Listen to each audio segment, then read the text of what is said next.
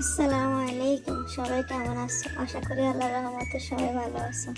আমার চ্যানেলটা সাবস্ক্রাইব করে দিয়ে বেল বাটনটা অন করে দিও।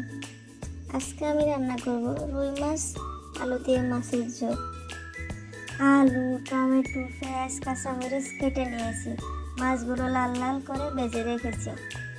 এখন চুলাতে একটা কড়াই বসিয়ে পরিমাণ মতো তেল, পেঁয়াজ, কাঁচামরিচ, একটু রসুন বাটা দিয়ে নেড়ে চেড়ে নেব।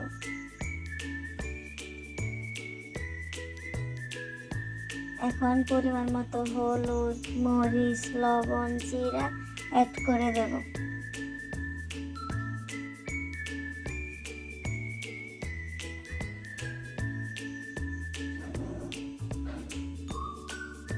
একটু পরে সামান্য একটু জল, টমেটোগুলো দিয়ে একটু কষিয়ে নেব। কষানোর পর আলুগুলো দিয়ে দিব, দিয়ে নেড়ে ছেড়ে ঢাকন দিয়ে আর একটু কষিয়ে নেব।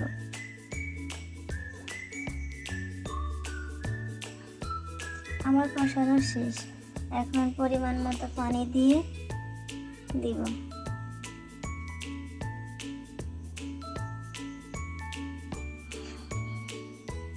পানিগুলো ফুটানোর পর মাছগুলো অ্যাড করে দেব। কিছুক্ষণ রান্না করে নেব। রান্না শেষ পর্যায়ে এখন আমি ধনিয়া পাতা অ্যাড করে দেব। 2 মিনিট রেখে নামিয়ে নেব। আমার রান্না একদম রেডি। দেখেই বুঝতে পারছো কতটা লোভনীয়। তোমরাও চাইলে বাসায় একবার এভাবে ট্রাই করতে পারো। কমেন্টে জানাও কেমন হয়েছে। চ্যানেলটা সাবস্ক্রাইব করে পাশে থাকবা। ধন্যবাদ।